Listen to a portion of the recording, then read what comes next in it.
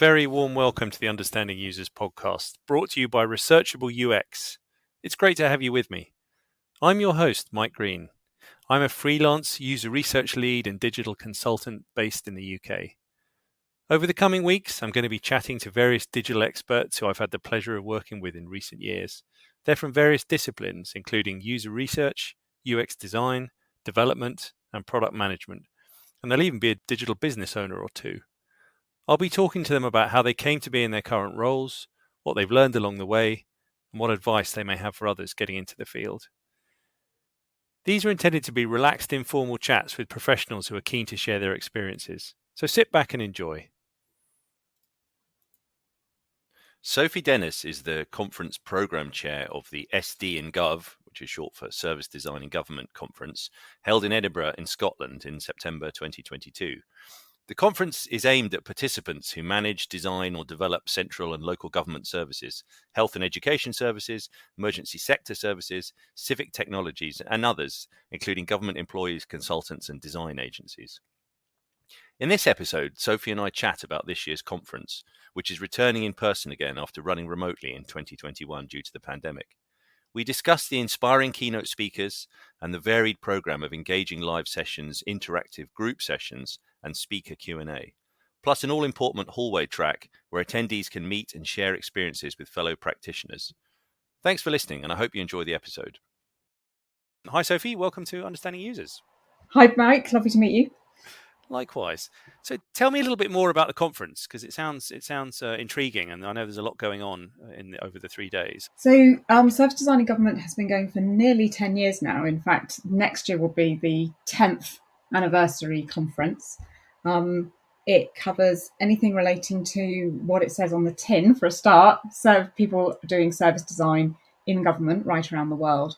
But we've worked quite hard over the last few years to expand that a bit. So in particular, it's not just for people working directly for governments. It covers anyone designing public services of any kind. So most obvious would be things like healthcare, but also people working in the third sector, voluntary organisations, and so forth. So we've expanded that out quite a bit. And also inevitably, when you talk about designing public services, we're often not just talking about designing services either, but how you provide more sort of wraparound, supportive work that doesn't necessarily manifest itself literally through a service, certainly not through a transaction between a citizen and a member of the government. Right. So it sounds like the intended audience is not just obviously service designers, but kind of more broadly policy people, researchers, interaction designers, etc. Yeah. I'd say anyone, service design is has become a sort of job title, but it's not just for people with that job title. It's anyone doing that work to say, how can we make government, other public services, like I say, whether it's healthcare, whether it's voluntary sector, work better for the people they're there to serve. Right. Is a good way of thinking about it. So you might be a user researcher, you might be a designer, you might be a commissioner or a manager. And tell me a little bit more about the structure of the conference, Sophie. So an attendee, what can they expect in terms of kind of how the day, because it's over 3 days, isn't it? Yes, it's over. It's a 3-day conference. It runs across anywhere between 3 and 5 tracks at any one time, depending on how many talks we've got on. Often if we have a workshop, a big half-day workshop or something, we might have 2 or 3 talks on against that as well. So often one of the biggest challenges of the conference is just deciding what to go to, because you'll have to pick between 3 or 4 things at once, just like if you're going to a music festival or something, and inevitably the 2 things you want to see are on at the same time. So I apologise to everybody for that. I do my best. So it's a mix of talks and workshops, different lengths, anything from a half hour to 1 hour talks, depending on how in-depth someone wants to get. And with the workshops, they can run for up to sort of 2 or 3 hours. So there are some opportunities to just get really deep dive hands-on with a technique or something like that in one of our workshops as well. Fantastic. And is there an overarching theme this year? We haven't got a single theme, I think, this year. I had in my head, I think over this year and probably next year as well, we'll be doing a bit of both reflecting on what the last 10 years has been for designing services in government. If we mark a clear era that started with the formation of the Government Digital Service in the UK, which stood up in about sort of 2012, which really provided a big catalyst for really jump-starting user-centred agile approaches to service design in government. There have been lots of people talking about it for a long time before then, but that definitely started an era. And so we're coming up to that kind of 10th anniversary. So it's quite a good, interesting moment to look back on where we've come and where the practice has gone, and also where do we go next? And I think that's always been a big, strong theme of the conference. We get a lot of very experienced service designers. They're not looking for basic technique kind of talks. They come to the conference because this is where you get together with other people with similar experiences and similar backgrounds, and can have some quite stretching conversations and be quite reflective about thinking about how we can develop what we're doing to further improve services for the public. So I think, and in chatting with a couple of the keynoters as well, we reflected that really the first 10 years of improving public services have been very focused on those transactional services where a citizen just needs something from government or from a support organisation, applying for a passport, getting your driving licence, even quite challenging ones like applying for a lasting power of attorney, which is not a straightforward process, but is still, you need to fill in a form and you get something back for it. And increasingly, people, though, are involved in designing policy, which is quite a challenging area, and particular that often doesn't lead to those sort of transactional services, or it isn't about interacting directly with a citizen, but might be about interacting with other organisations or partners, or how we create those outcomes for the public when you don't have quite such a direct lever over them as you fill in a form and I give you something in return. So those are definite themes that we'll be drawing out. We'll also be carrying on the conversation we've been having over the last few years about designing in a more deeply collaborative way with communities, really, in order to reduce often inequalities in public services, but also to recognise that services can often be something that are imposed on people. What I often call the well-meaning white people problem. Rather than genuinely asking people in communities actually what would most help them and what they've already got, that they just perhaps need a bit of support to help make better in their community or in their own lives. So that's something that we've been talking about a bit. I had several sessions and keynotes on those last 2 years, and that will be carrying on as well this year. And you mentioned there the keynotes. I think there are 3 keynotes this year. Is that right? That's right, yes. Tell us a little bit more about kind of who they are and what they're going to be talking about. Yeah, I'm really pleased with the trio we've got lined up. So we'll be kicking off on Wednesday with Rebecca Kemp, and I think she really exemplifies that. Where have we gone on a journey in the last 10 years? So she did a lot of work in the early days with and for GDS, very steeped in that approach. Then she went off and spent 3 years as Director of Customer Journeys for Citizens Advice, which is probably a exemplar, really, of what I was talking about, of a third sector organisation, very adjacent to government, often picking up the pieces where government can't or won't provide the support the citizens need, helping them navigate those really difficult services. And just recently, she's moved into the private sector, working with a design innovation company. And I think it'd be really interesting to hear how those 3 different experiences come together. And she's going to talk about, again, what now and what next really was what she and I discussed when talking about her keynote. Then on Thursday, we've got Shabira Papain, who is hugely experienced in that approach of really co-designing with communities, and is particularly going to help us draw out how do you bring that together with your agile, user-centered approaches, so that you're doing it authentically and ethically, but you can also fit into these faster delivery cycles. And that's something she's done quite a bit through the pandemic, working with organisations like the NHS, who, of course, we had to stand up services incredibly fast during the pandemic, and there was no time to go and steep oneself in a community for 6 months or 12 months. And she's recently become Chief Executive of the Democracy Club, so I think that will be a very interesting angle that she'll bring to that as well. And then we'll build on that on Friday with Paul Maltby, who I'm really thrilled is coming to talk. He's Chief Digital Officer at the Department for Levelling Up Housing and Communities.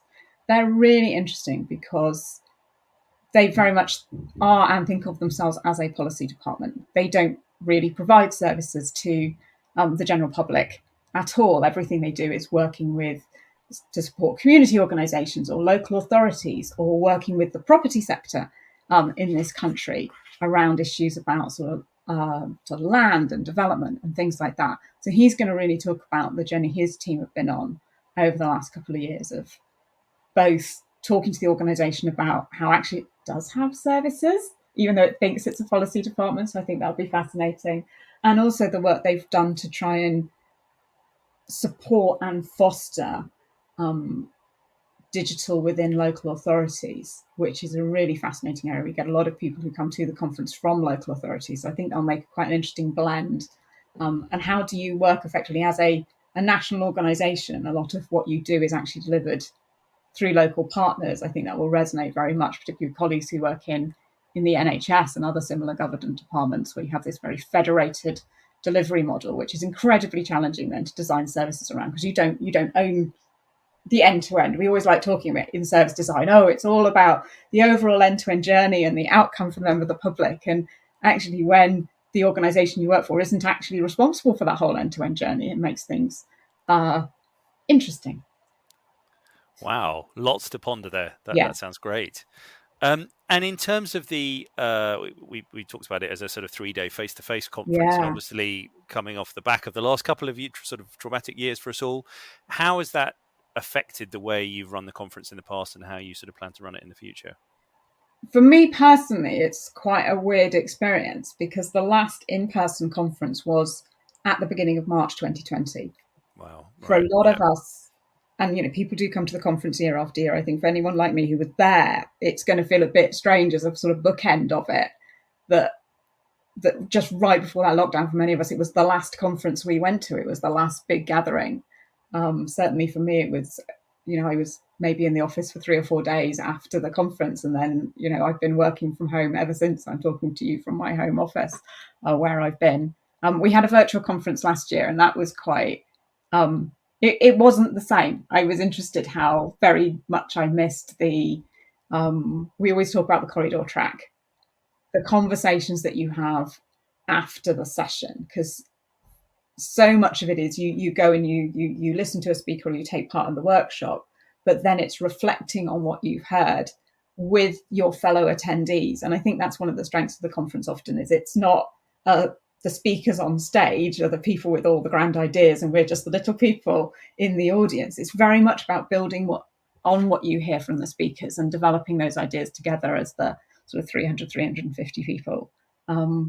It'll probably be quite weird for me personally. It'll be absolutely the biggest event I've been to since COVID by a very long chalk. So I'm not quite sure how I'm going to feel about that.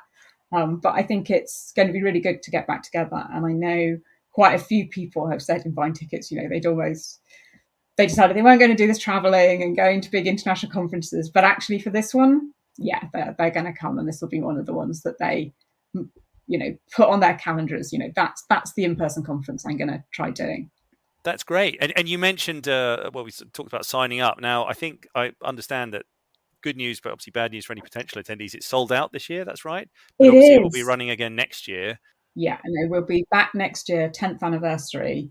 Haven't quite worked out what we're going to do, but I think that will be the sort of crescendo of this, looking back and looking forwards. I think the lesson for next year is, if you feel you've missed out this year, get in early, getting a ticket. We were very close to selling out before the programme came out, which I think tells you what a key event this is in a lot of people's calendar. And the way, even without knowing exactly what's on the programme, it's going to be a good programme. Interesting people will have submitted talks and will have picked out a really good and varied selection that really, does something for everybody, whether you want to come and be quite practical and hands-on, whether you want to be much more philosophical and reflective.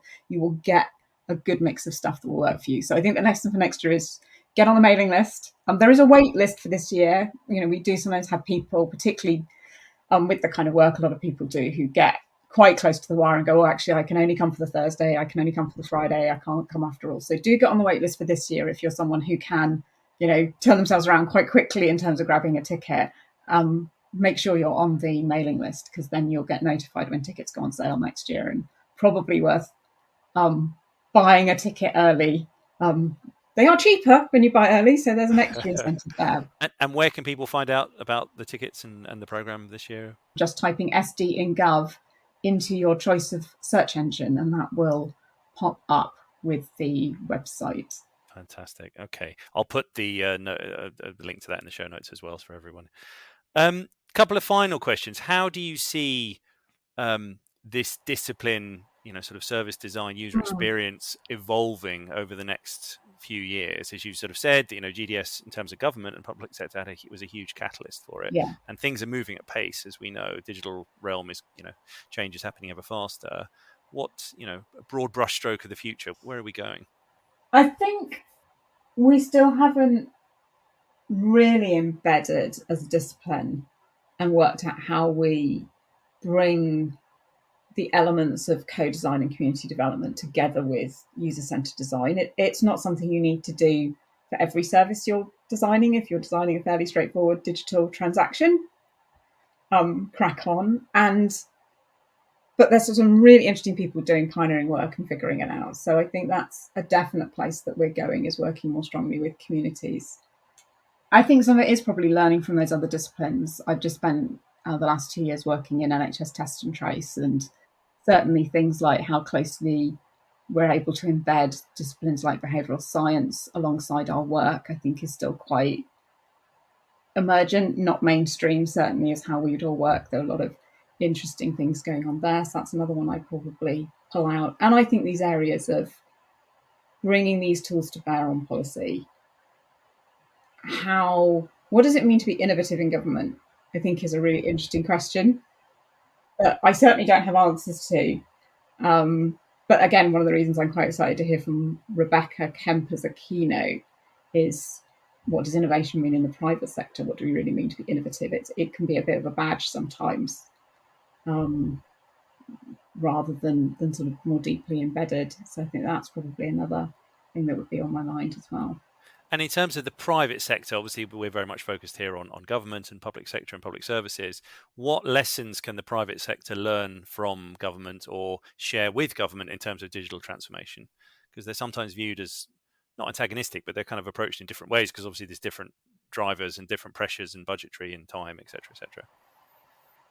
I definitely see the things that government can learn from the private sector. That was one of the really interesting things working with test and trace early on, was it really did bring together people with tons of experience in the NHS, tons of experience of the government digital services, with people who come from digital startups, technology companies, scale-ups, those kind of things.